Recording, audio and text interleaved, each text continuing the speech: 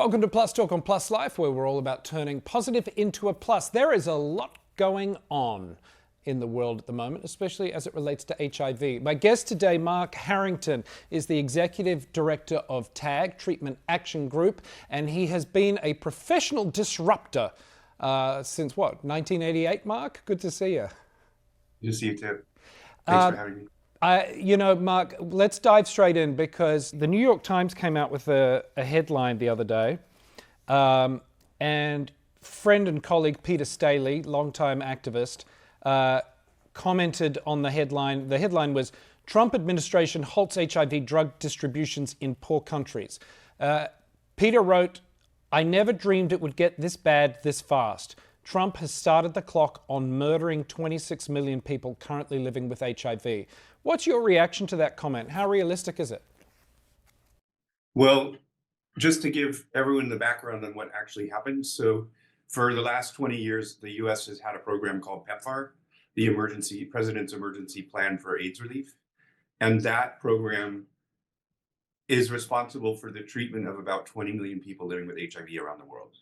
And it's also responsible for providing prevention for pregnant women and to young women and to people that are at risk of getting HIV.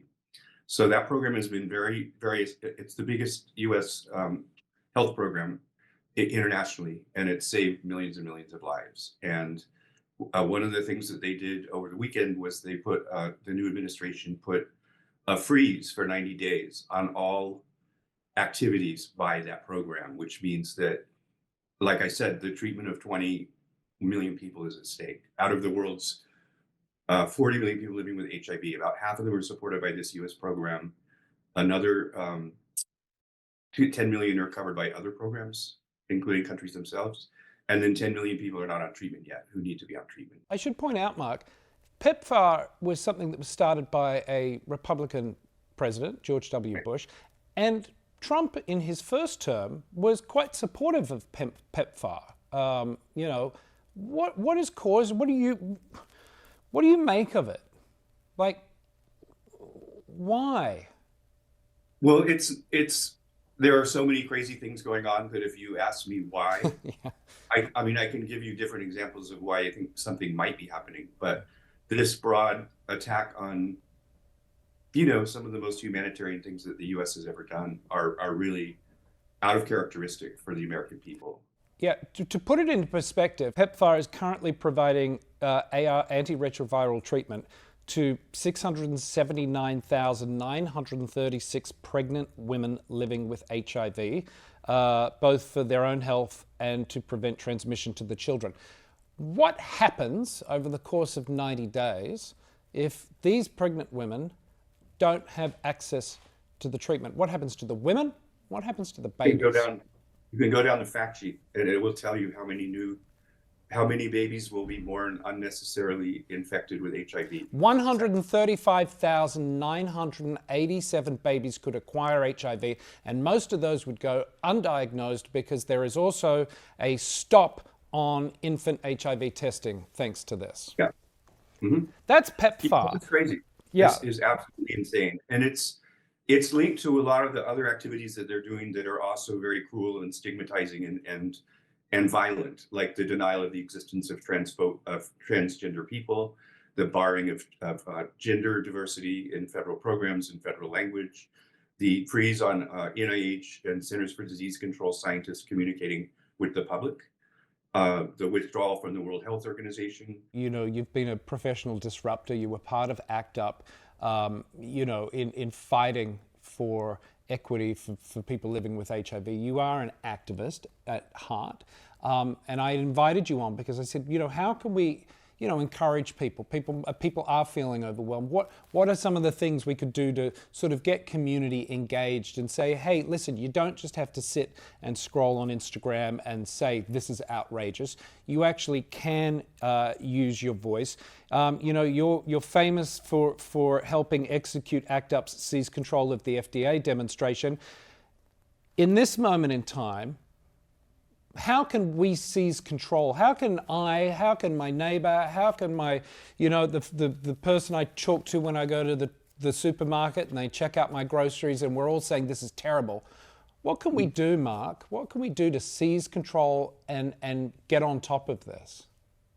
Well, I think one of the things that we learned from ACT UP in the 80s is that we can organize. We can get together. We can disrupt government. We can disrupt traffic. We can get arrested. We can appeal to individuals who are in government, both within the executive branch, but also in the state and local governments, and also in Congress and their staffers. We can ask for help. We can talk through the media like we're doing right now. We can be open about, like, I'm HIV positive, right? I've been living with HIV since 1985. I've been on treatment for HIV since 1996. Those treatments wouldn't have even happened as quickly if it wasn't for groups like ACT UP. And so this is a long game. We've been fighting this pandemic since the 80s, when Reagan was president, when it was a very homophobic administration. It was doing a lot of the same things that they're doing today: anti-abortion, anti-trans, anti-gay, etc. But it's a long game, and we have to stick together, and we have to fight for those people who are being endangered right now. And that means people domestically and the people internationally in the PEPFAR programs. And it also means the migrants, it means the trans people, and all of our allies, and work together across different lines to make sure that we're strong enough that we can turn this thing around. As you said, this is a long game, and you've been fighting it, and you've been through this hate and discrimination now for 40 odd years. But what's different this time? Is there something different that is alarmingly different, now compared to then, with the hate? Yes. or the anger? No, I don't think the hate or the anger are that different. I do think that there are people that are in the government now that don't really care about you and me and whether people that are like us live or die. And the same with the people in PEPFAR countries, and the same with people in Ryan White. The thing that's different is the rank illegality of what they're doing, and the unconstitutional nature of what they're doing. The Constitution is very clear that Congress decides what to spend the money on, and the executive branch go, and spends it. They do not get to say, no, I don't like this program. That was Congress already passed the budget.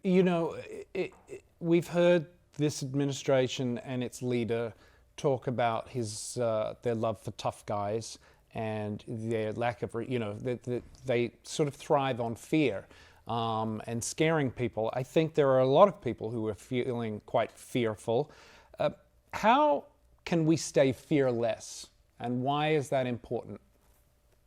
Well, I think that we need to think of some other emotions besides fear. I don't know if it's possible to be completely fearless. It might be a little psycho to not be worried about what could happen. But think about the other emotions of what has brought us together over all these years is our shared love and compassion and empathy for our communities that are affected by these diseases like HIV. And because of our love and compassion, we got together and we, formed groups like ACT UP and then later TAG and so on. And those groups have made history by continuously fighting to advance the treatments and research and prevention to end the epidemic. And so one thing that's really different, Carl, is that, back in the 80s, there was nothing. Or there was like AZT, a single pill, didn't work, didn't help very long, had side effects. Now we have all this incredible science. After all these 40 years of research, we have one pill once a day for people living with HIV. We have pre-exposure prophylaxis or PrEP. We have treatments and preventions for all of the opportunistic infections and complications in related other areas like TB or hepatitis C. We have cures, and we have new vaccines that are coming through the pipeline. And they can stop the funding, but they can't put the knowledge away that we know that these medications work. Domestically, unfortunately, I fear that we're going to have to solve this ourselves.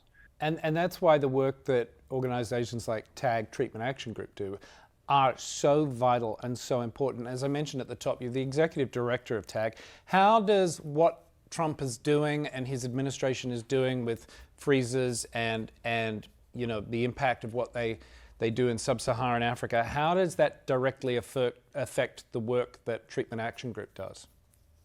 Well, we're somewhat shielded from some of the immediate effects due to the fact that we're mostly an activist organization, right? So we don't get like CDC funding to open clinics or to test people or to do giving out medications. So we have to make it clear, what ACT UP did in the early days was we got through to the American people.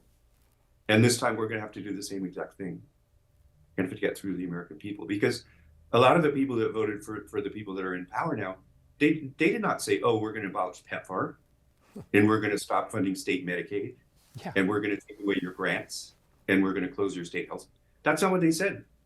So anyway, we've got our work cut out for us, Carl. We do. If someone is a younger person who wasn't even alive during the Reagan administration and is so used to sort of going, okay, well, that was then, this is now, but I want to get involved. I want to act up. I want to disrupt. What kind of advice would you have for them? Ask around, find out what's going on in your community.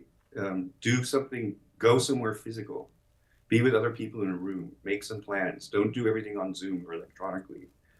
Because it sometimes provides the illusion that you're doing a lot of things together, but then you log off and then poof, So a lot of times for political and social change, you've got to like get out of the apartment and go do something. And so.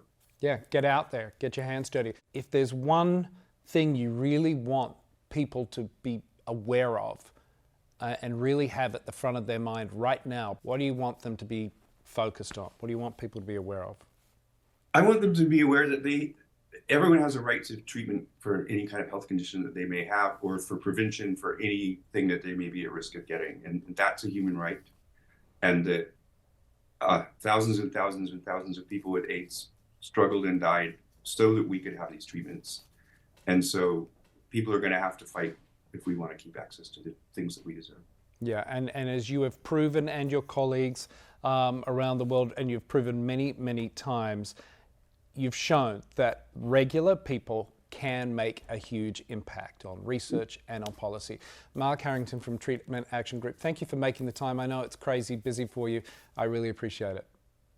Thank you so much, Carl. And I'm looking forward to seeing you soon. We'll see you soon. That is going to do it for this episode of Plus Talk. If you want more information, or you want to learn more about Treatment Action Group, all the information will be there in the post, and we'll put the website up there as well. Thanks for making the time. Remember, you can like, follow, and share. We're across all your favorite social platforms at Plus Life Media. Until next time, be nice to one another and get out there and act up a little. Bye-bye.